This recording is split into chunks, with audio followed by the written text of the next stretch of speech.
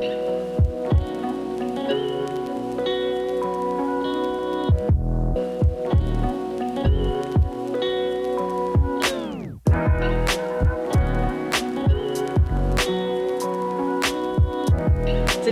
is a Dartmoor day. I'm here on Dartmoor. I have not been here since July, August last year when I was walking the Two Moors Way, 117 miles. It's Devon's coast to coast trail, but it is February and I'm back. Today I have a 9 or a 10 mile loop and we're gonna hit Grimspound.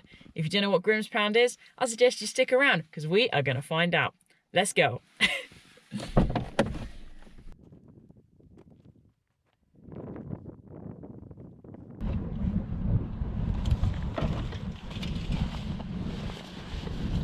Okay then, so I'm all packed up, ready to go. I've got my Osprey Asia today. I'm actually not bringing my Talon, although it is in the car. I just felt the need for something with a little bit more support. It's definitely got more than enough space for today for what I need, but we'll see how we go. Just thought I'd use this pack. I haven't used it for a while. Anyway, I'm also going to be using this, which is an Ordnance Survey book, which was published in 1989. But we're going to be following one of the walks in here, which I just thought would be quite fun actually, just to tick some stuff off. So it says it's 9.5 miles and we are starting at Bennett's Cross, which is where I am now. The Two Moors Way passes right through here and I'm just going to take you towards Bennett's Cross itself and have a look at the amazing stone structure that it is.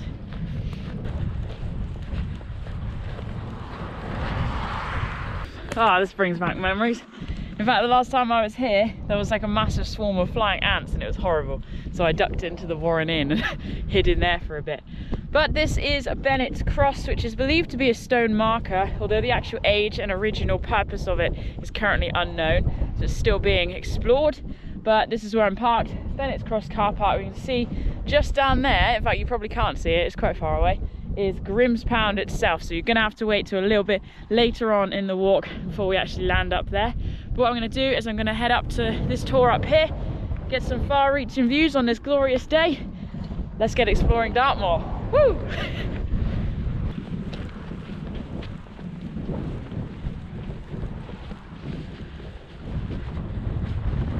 I cannot tell you how good it feels to be here today.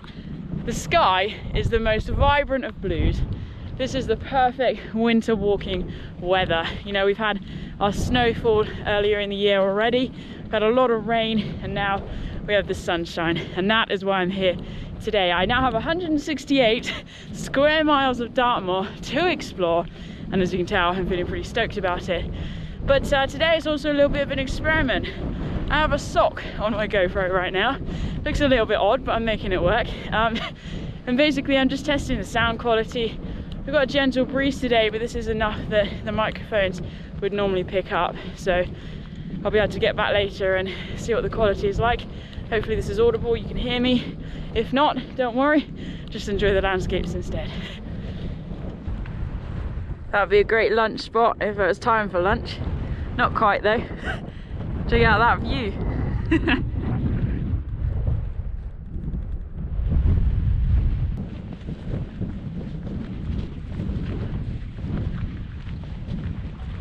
Well, that was straightforward enough. We are at the little road. Just gotta cross that little boggy bit. Here we go. Crossing over, straight up this path. So just over there is Hookney Tor, which is 497 meters above sea level. As you can see, feels a bit higher than Birch Tor behind us, which we just come over. But look at this landscape. The depth of those browns and greys. I mean, that could look really bleak, but actually I think the sunlight brings it to life in the way that the heather does in the autumn months. Oh, it's feeling warm. I've got this wall here. Just thought if I could be clever about it. I'm trying to work out, I think I'm actually supposed to be on a path further that way, but I'm not 100% sure about that because there's this nice path here as well, which I'm quite tempted to follow. So, map time. Wrong side of the map. Here we go. So hopefully you can see this. Basically, I just mentioned that we've got a path running along there, parallel with the wall. Hookney Tor is just up there to my right, and something felt a bit wrong about it. So I was looking at the map, and you can see here, basically, I've accidentally, on purpose, who knows, depends what day I'm feeling like, I've taken this straight little track here. So I'm in this corner, this little boundary where I could cross over and head up to Hookney Tor if I wanted to. Basically, the path I want is this one. So I just need to walk down this wall, say 100 meters or less. Should be a little junction, cut through there, follow some hut circles. So we'll talk about some prehistory down there, which is exciting. And then basically down Coombe Shaft, or Coombe Down Shaft even. Basically still be following the Two Moors Way. So that's the plan. Let's see if we can make that happen.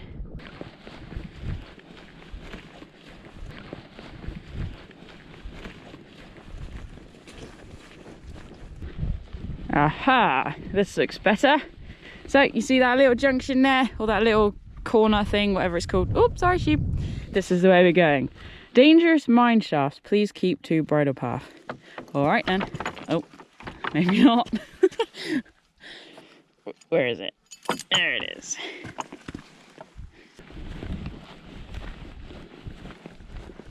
It's really interesting being able to see the remains of field boundaries, how the distinction between the browns sort of highlights these ancient areas. There's so much prehistory though here on Dartmoor. It's famed for its late Bronze Age, early Iron Age archaeology. We've already seen Bennett's cross. We don't really know when that dates to, probably a lot later than those dates actually. But Grimspound itself, as we'll discover, is a pretty ancient site. We're heading down towards some hut circles. I don't know if we'll be able to see them, but again, they're the remains of prehistoric camps and settlements. But just look at this place. Like, these ancient peoples, so our ancestors, managed to not only survive here but thrive. And I mean, it would have certainly been forested during the times that they were living here. It's more modern day livestock and climate that has altered Dartmoor into this sort of moorland. Not sort of, it certainly is moorland. So things have obviously changed, but the fact that they did manage to grow up here and thrive and, you know, move from that hunter-gatherer sort of subsistence lifestyle to farming is a truly incredible transformation.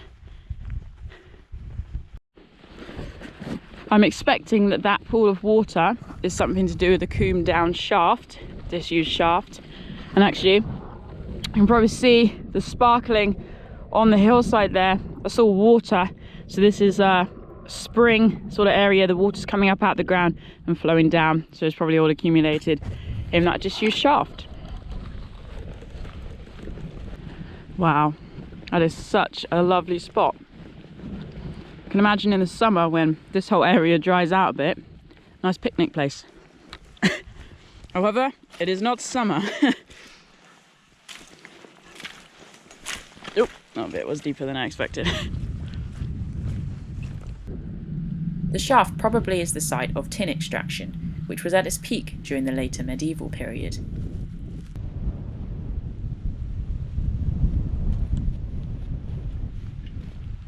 All along the side of the path is this beautiful striking yellow of the gorse. Look at this. How amazing is that? It's just coming into season. It's first season. It's got 2 flowering seasons. And if I go against the Buddhist belief and pick this and eat it, it is actually a wild edible. It's supposed to taste coconutty. I'd say it tastes flowery. Yeah, sorry. I'll leave that to grow. You can see the river there coming down quite forcefully actually. I'm surprised by that. It's truly beautiful though.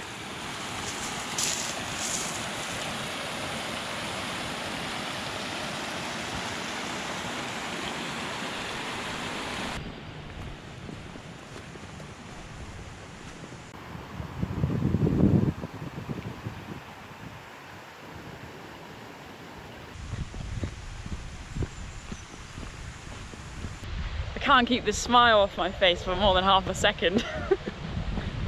Oh, the sound of the running water coupled with the sun and the bird song. My heart right now, it just wants to explode out of my chest and do a little dance on top of the moors. Oh, wow. I'm making very slow progress just because I keep stopping to go wow, really. Found a little hut. Cool.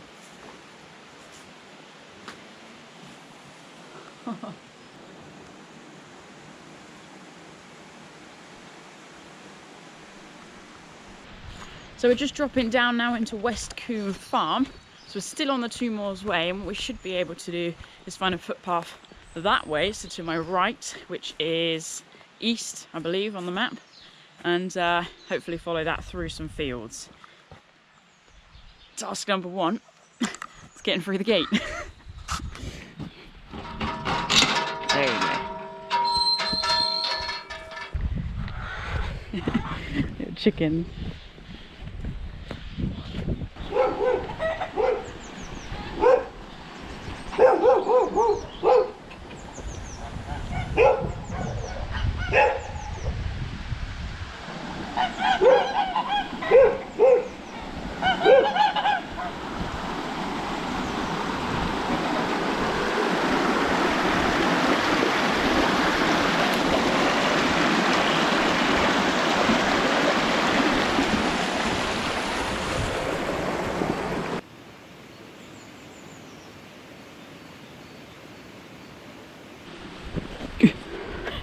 Climb up the wall and back down the other side.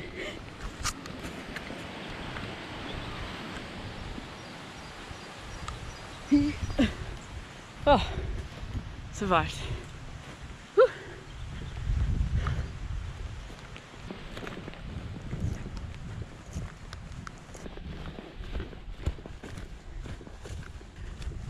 Oh, this looks a little bit wet.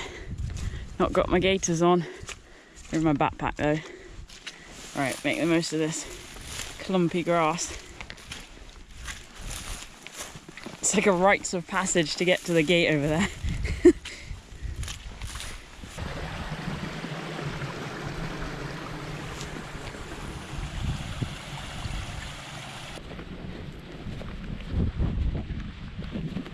Behind me is Lower Hookney Farm. I've just gone through there and I'm following this little track now. Sort of feels very vague alongside the farm, and hopefully up to that stile up there. These signs are always really useful. They just say have a lie down or not.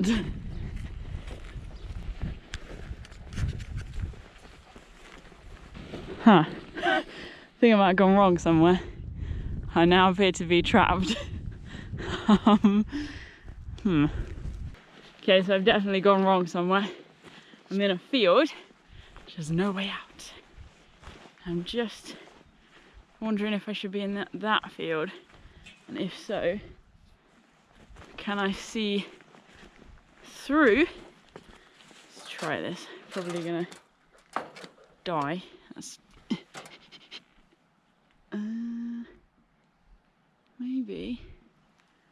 maybe not.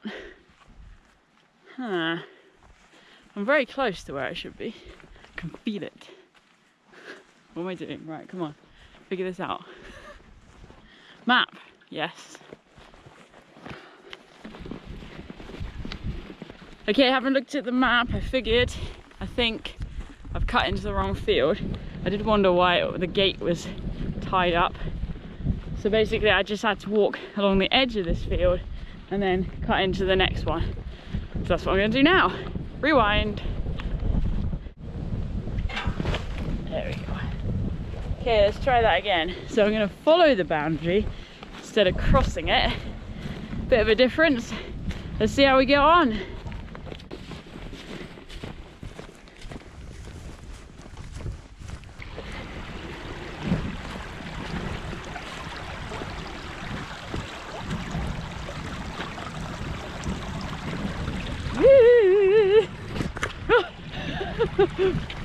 That was a little bit close.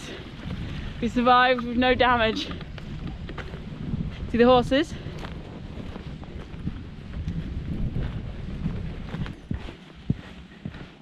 Here we go. A track to Kendon Farm. We're going this way. So 2 more fields and then we should be in a forestry plantation, which you can just see over there.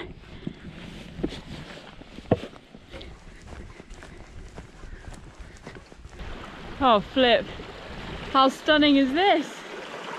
Tiny little waterway, and then look at this little stile we got to go over. That's really cute.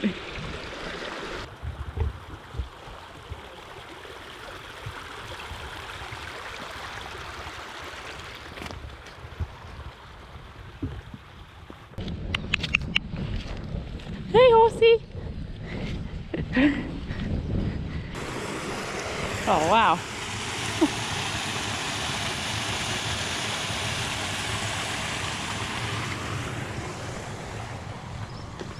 The route took me through the Heathercombe Estate, a registered charity whose purpose is to conserve the surrounding woodland gardens, arboretum and forestry plantations.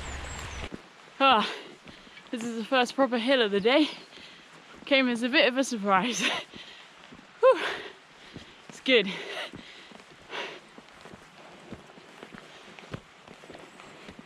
It's amazing actually, this whole area, all of these slopes have been clear felled.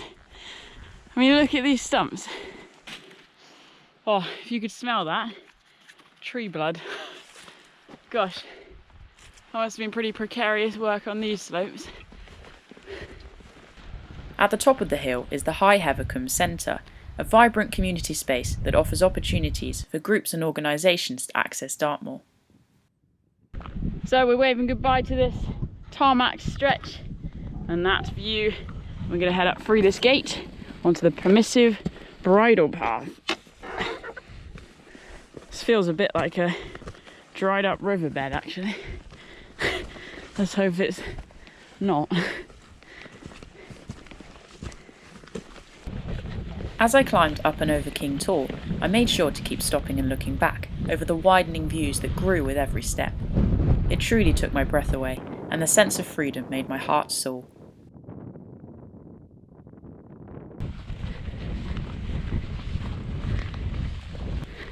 Once again, I'm glad it's a sunny day.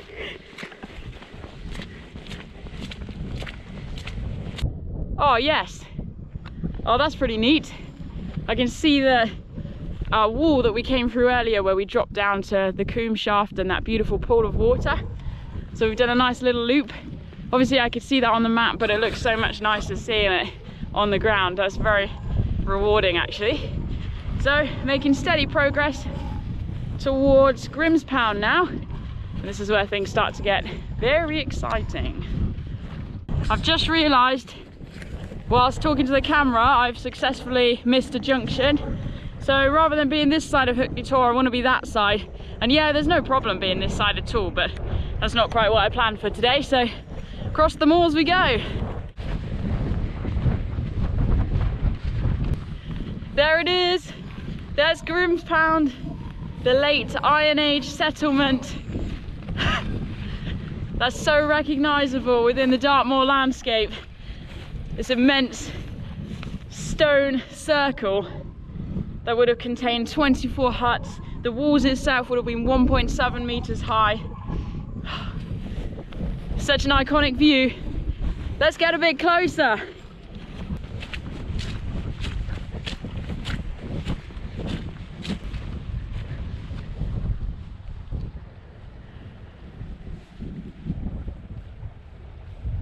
So here we are then, this is Grimspound, just one of the many Bronze Age remains here on Dartmoor, but this one is so significant because of its size. You can see behind me this vast circular stone circle stretching out.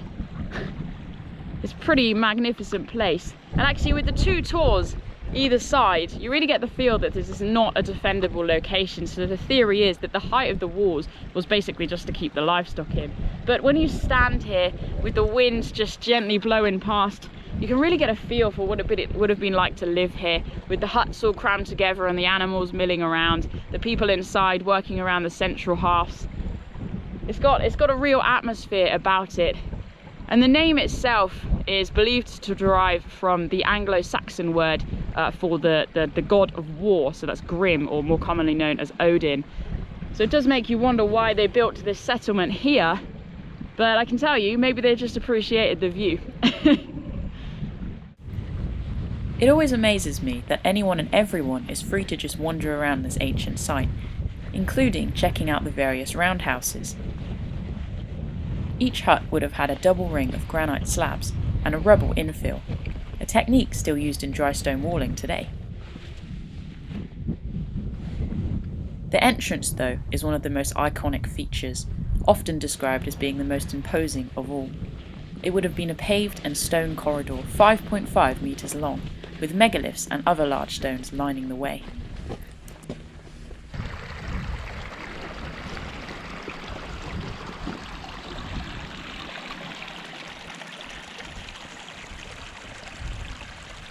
So that was Grimspound.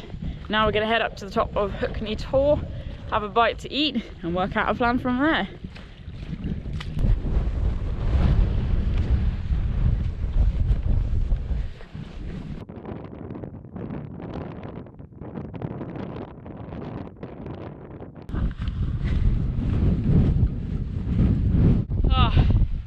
Here we are then, the top of Hookney Tor, and I'm gonna stop here. No, that was way too damp. In the shade, away from the wind, or not. Maybe I'll just embrace it.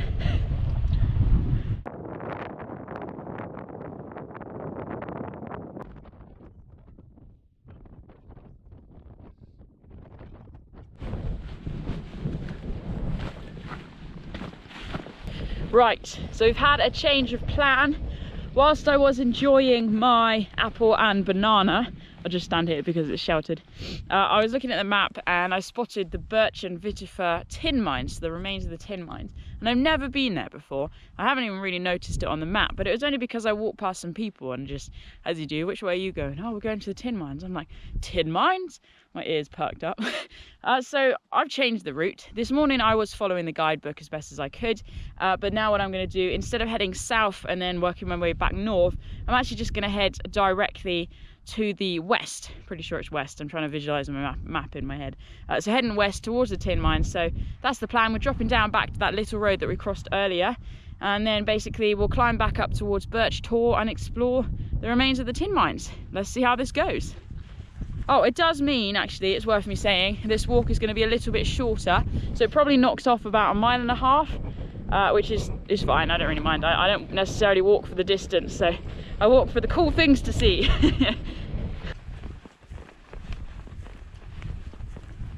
Here we go. So here's the wall. You've got that beautiful little curve in it, and the path should be directly opposite. This looks vaguely path-like, but I don't want to go that way. I want to go that way, and miraculously, there is a path. Woo! Let's go.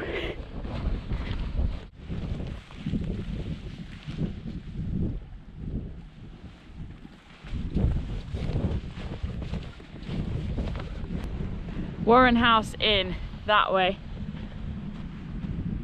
Road near Grimspound. Cool. Got this sign, nice and useful. We're just gonna carry on along this bridleway. It's kind of funny because there's these like alpacas in this field.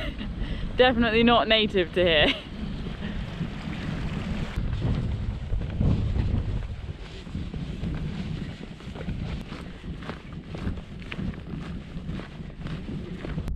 Gosh, this is quite a special path. You can really see how the landscape has been worked by mankind with regards to the tin mining. It's very, very intense. It doesn't look natural at all. Although if I was going to compare it to something natural, it just looks like some river has carved its way through the hillside and just left loads of gullies. But just above the remains of the mines there, you can see almost at the top of that ridge is the Warren House Inn, which is one of the most remote inns here in the UK. And it's said that the fire, the central fire within the inn, has been burning continuously since 1845. I don't know if that's true or not, but the fire is certainly a lovely feature of that building. Just above some of the workings, I spotted one of the 76 stone rows that remain on Dartmoor, many of which date back to the Neolithic period. Looks like we've got some Dartmoor ponies just chilling out around the remains of these buildings. Look how fluffy they are. Hiya! Oh, you came to say hi! That's it. That's it. Oh, look at you! I just can't get over how beautiful his tan colour is. Oh, it's the most happiest moment.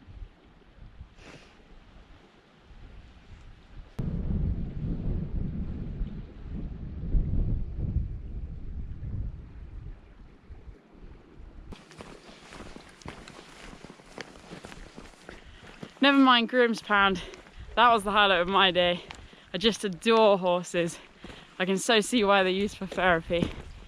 But actually, whilst I'm on the stretcher path, I'm almost back at the car. It was interesting walking through the tin mining area, and of course we have seen Grimspound today as well.